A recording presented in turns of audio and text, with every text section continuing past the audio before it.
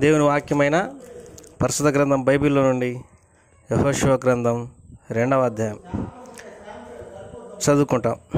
నూను కుమారుడైన యెహోషువ వేగుల వారైన 2 మనుషులను పిలిపించి, మీరు పోయి ఆ దేశమును ముఖ్యంగా యెరికోను చూడుడని వారితో చెప్పి సిత్తిము వద్ద నుండి వారిని రహస్యంగా పంపాను. వారు వెళ్ళి రాహాబును ఒక వేశ్య ఇంట చేరి అక్కడ దిగగా, దేశమును వేగు చూచుటకు ఇజ్రాయేలుల యొద్ద నుండి మనుషులు రాత్రివేళ ఇక్కడికి వచ్చిరని యెరికో రాజునకు వర్తమానం వచ్చెను. అతడు నీ యొద్దకు వచ్చి, నీ ఇంట చేరి నా మనుషులను వెలుపలికి తీసుకొని రమ్ము, వారు ఈ దేశమంతటిని వేగు చూచుటకై వచ్చిరని చెప్పుచుటకు రాహాబు వద్దకు మనుషులను పంపగా, ఆ స్త్రీ ఆ 2 మనుషులను తోడుకొని వారిని దాచిపెట్టి, మనుషులు నా యొద్దకు వచ్చిన మాట నిజమే, వారెక్కడి నుండి వచ్చిరో నేను ఎరుగను. చీకటి పడుచుండగా గవిని వేయబడు వేళను ఆ మనుషులు వెలుపలికి వెళ్ళిరి. వారు ఎక్కడికి పోయిరో నేను ఎరుగను. మీరు వారిని శీఘ్రంగా తరిమితిరా, పట్టుకొందరు అని చెప్పి తన మిద్దె మీదికి ఆ 2 ఎక్కించి దాని మీద రాసి వేసి ఉన్న జనప కట్టెలో వారిని దాచిపెట్టెను. ఆ మనుషులు యోర్దాను దాటు రేవుల మార్గంగా వారిని తరిమిరి. తరమబోయిన మనుషులు బయలువెళ్ళిన తోడనే గవిని వేయబడిను. ఆ వేగుల వారు పండుకొనక మునుపు ఆమె వారున్న మిద్దె మీదకి ఎక్కి వారితో ఇట్లా, నేను యెహోవా ఈ దేశమును మీకు ఇచ్చున్నాడనియు, మీ వలన మాకు భయం పుట్టుననియు, మీ భయం వలన ఈ దేశ నివాసులందరికీ ధైర్యం చెడిననియు నేను ఎరుగుదును. మీరు ఐగుప్తు దేశంలో నుండి వచ్చినప్పుడు మీ ఎదుట యెహోవా ఎర్ర సముద్రపు నీరుని ఎలాగూ ఆరిపోజేసెనో, యోర్దాను తీరముననున్న అమోరీయుల 2 రాజులైన సీహోనును ఓగును మీరేం చేస్తురో, అనగా మీరు వారిని ఎలాగూ నిర్మూలన చేస్తురో ఆ సంగతి మేము వింటిమి. మేము వినినప్పుడు మా గుండెలు కరిగిపోయాను.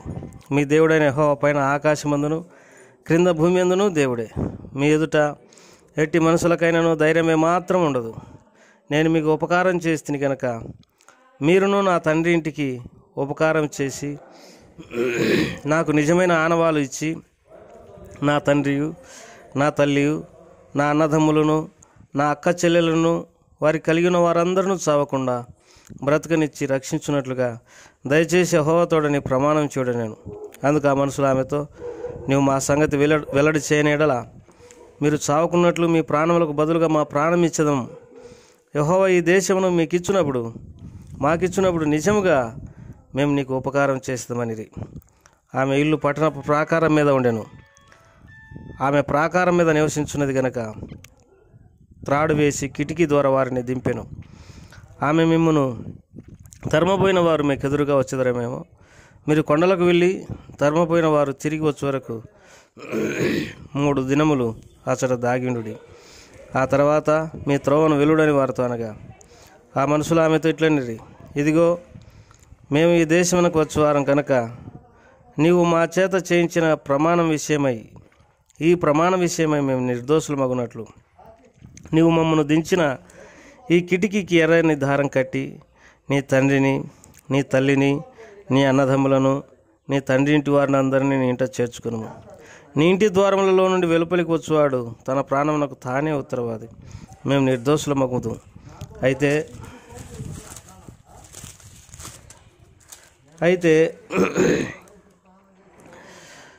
దానికి మేమే ఉత్తరవాదులం.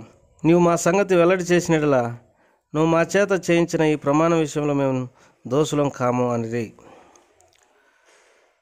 అందుకు ఆమె, మీ మాట చొప్పున జరుగునుగాక అని చెప్పి వారిని వెళ్ళనంపాను. వారు వెళ్ళిన తర్వాత ఆమె ఆ తగరు దారము కిటికీకి కట్టెను. వారు వెళ్ళి కొండలకు చేరి తరుమబోయిన వారు తిరిగి వచ్చే వరకు 3 దినములు అక్కడనే నివసించిరి. తరుమువారు ఆ మార్గమంతటను వారిని వెదికిరి కానీ వారు కనబడలేదు. ఆ 2 మనుషులు తిరిగి కొండల నుండి దిగి నది దాటి నూను కుమారుడైన యెహోషువ వద్దకు వచ్చి తమకు సంభవించినదంతా అతనితో చెప్పిరి. మరియు వారు, ఆ దేశమంతయు యెహోవా మన చేతికి అప్పగించున్నాడు, మన భయం చేత ఆ దేశ నివాసులందరికీ ధైర్యం చెడి ఉన్నదని యెహోషువ అతనిరి. ప్రభువారు ఈ మాటలను మన కొరకై దీవించి ఆశీర్వదించునుగాక. ప్రార్థన చేసుకుంటాం. ప్రియమైన సోదరి సోదరులారా, ముందు ప్రార్థన చేసుకుందాం. ప్రేమగల తండ్రి, దయగల ప్రభువా, నీకు ఎంతో వందనాలు, స్తోత్రములు. ఈ సమయాన్ని మా కొరకే ఆశీర్వదించండి. యెహోషువ గ్రంథం 2వ అధ్యాయాన్ని చదువుకోవడానికి ఇచ్చిన కృప కొరకే వందనాలు చెల్లిస్తూ యేసు ప్రభువు వారి శ్రేష్టమైన నామం పేరిట స్తుతించి ప్రార్థించి వేడుకుంటున్నాం తండ్రి, ఆమేన్. ప్రియమైన సోదరి సోదరులారా, మరి ఈ సమయంలో మనం యెహోషువ గ్రంథం 2వ అధ్యాయాన్ని చదువుకున్నాం. దేవుడు యెహోషువకు సెలవిచ్చినట్టుగా, నేను నిన్ను విడవను, ఎడబాయను, నిబ్బరం కలిగి ధైర్యంగా ఉండమని సెలవిచ్చినాడు. తప్పక ఈ కానాను దేశాన్ని అబ్రహాం, ఇస్సాకు, యాకోబులతో ప్రమాణం చేసినట్టుగా నేను మీకు ఇచ్చదనని దేవుడు వాగ్దానం చేసినాడు. ఆయన చేసిన శుభ వాగ్దానాలలో ఏది తప్పిపోదు. ఆయన మాట ఇచ్చి నెరవేర్చేటటువంటి దేవుడు. కాబట్టి ఇప్పుడు యెహోషువ 2 వేగుల వారిని కానాను దేశాన్ని చూడడానికి సిత్తీము నుండి పంపినట్టుగా మనం ఇక్కడ చదువుకున్నాం. వారు పోయి యెరికోలోకి పోయినారు. మరి యెరికో రాజు ఇజ్రాయేలీల వేగుల వారు వచ్చినారన్న సంగతి విని మరి ఆ మనుషులను పట్టుకోవడానికి తన దగ్గర నుండి మనుషులను పంపించినాడు. ఆ 2 వేగుల వారు మరి రాహాబను వేసే ఇంటిలో మరి చేరినారనే అంటే ఆ తప్పించుకోవడానికి అంటేనే ఆ ఇంట్లోకి వెళ్ళిపోయినారు. ఇప్పుడు ఇక్కడ రాహాబు గురించి మనం ఎక్కువగా మాట్లాడుకోవాలి. ఇక్కడ యెహోషువ ధైర్యవంతుడు, యెహోషువ పంపినటువంటి వేగుల వారు ధైర్యవంతులు. అయితే ఒక అన్యురాలైనటువంటి రాహాబ్ అనేటటువంటి స్త్రీ వారిని చేర్చుకున్నది, వేగుల వారిని. మరి రాజు పంపినటువంటి వ్యక్తులు వచ్చినప్పుడు వారికి ఏం చెప్పిందంటే, నా ఇంటికి 2 ఇజ్రాయేలీలైనటువంటి వేగుల వారు వచ్చిన సంగతి వాస్తవమే, వారు వెళ్ళిపోయినారని చెప్పింది. మీరు తరమండి వారిని కలుసుకుందరని చెప్పింది. వెంటనే ఆ 2 తీసుకొని మరి ఆమె తన మిద్దె మీద ఉన్నటువంటి జనపకట్టెలో దాచిపెట్టింది. ఆమె ఆ 2 ఇజ్రాయేలీల వేగుల వారిని కాపాడడానికి ఎంతో ప్రయత్నం చేసింది. మరి ఆ మనుషులు వెళ్ళిపోయిన వెంటనే ఆమె రాత్రి ఆ జనపకట్టెలో ఉన్న మరి ఆ 2 వేగుల వారి దగ్గరికి పోయి మరి వారితో కొన్ని మాటలు, విశ్వాసంతో ఉన్నటువంటి మాటలు పలికింది. గొప్ప దేవుని గురించినటువంటి మాటలు వారితో పలికింది. ఆ మాటలు మనం ఇప్పుడు మరి 2వ అధ్యాయంలో చదువుకున్నాం. ఆ మాటలు మళ్ళా చదువుకుంటాం. ఆమె ఇజ్రాయేలుల వేగుల వారితో సెలవిచ్చిన మాట ఏంటంటే, ఈ దేశం మీకు దేవుడు ఇస్తున్నాడని మాకు తెలుసు. ఈ దేశ నివాసులందరికీ మరి ధైర్యం కూడా చెడిపోయింది. ఎవరు కూడా మీ ఎదుట నిలబడలేరు. ఎందుకంటే మరి మీ ఎదుట దేవుడు ఎట్లా ఎర్ర సముద్రము మరి ఆరిపోయేటట్టు చేసినాడో, ఎర్ర సముద్రంలో దారి ఏర్పరిచినాడో ఆ సంగతి మేము విన్నాం. బలమైన రాజులు, అమోరీల రాజులైనటువంటి సీహోనుకు, ఓగుకు మీరేం చేస్తారో మేము విన్నామని వారి గురించి మరి మాట్లాడుతూ వచ్చింది. అంతేకాదు, మేము వినినప్పుడు మా గుండెలు కరిగిపోయినాయి. మీ దేవుడైన యెహోవా పైన ఆకాశమందు కింద భూమి ఎందు దేవుడే, మీదుట ఎట్టి మనుషులకైనా ధైర్యం ఏమాత్రం ఉండదని మరి మాట్లాడుతూ వచ్చింది. ఒక అన్య స్త్రీ, పైగా ఆమె వేశ్య. ఆ వేశ్య గొప్ప దేవుని గురించి విన్నది. వినట వలన విశ్వాసం కలుగునని దేవుని వాక్యంలో రాయబడింది. వినుట క్రీస్తుని గురించిన మాట వలన మనకు విశ్వాసం కలుగుతుందని దేవుని వాక్యంలో రాయబడింది. కాబట్టి విశ్వాసం ద్వారా మనుషులు నీతిమంతులుగా తీర్చబడతారని కూడా రాయబడింది. కాబట్టి ఇప్పుడు గొప్ప దేవుని ఎడల ఆమెకున్న విశ్వాసం ఏంటంటే, ఆ దేవుడు ఆకాశమందు దేవుడే, కింద భూమి యందు దేవుడే అన్న సంగతి మరి ఎరిగింది. అయితే ఆమె ఏమని వారిని కోరుకుంటుందంటే, నాకు అన్నదమ్ములు ఉన్నారు, అక్కచెల్లెలు ఉన్నారు, తర్వాత నాకు తండ్రి ఉన్నాడు, తల్లి ఉన్నాడు, వారు కూడా నశించిపోకున్నట్లుగా మీరు వారిని రక్షించండి అని వేడికింది. ప్రియమైనటువంటి వారులారా, మరి తాను రక్షించబడాలని ఆశపడుతుంది. తన తండ్రి, తన తల్లి, తన అన్నదమ్ములు రక్షించబడాలనేటటువంటి ఆశ కలిగింది. ఎంత గొప్ప మరి మనస్సు. మరి వారు కూడా ఆ రీతిగానే ఆమెకు ప్రమాణం చేసినారు, నువ్వు మాకు ఉపకారం చేసినావు, మా ప్రాణాలు కాపాడు, తప్పక మేము కూడా నీకు ఉపకారం చేస్తాం, కాకపోతే మా సంగతి నువ్వు ఎవరికి తెలియకూడదు, ఈ కిటికీకి తొగరు దారం కట్టుకోమని చెప్పినారు. వారిని క్షేమంగా దింపి సాగనంపింది.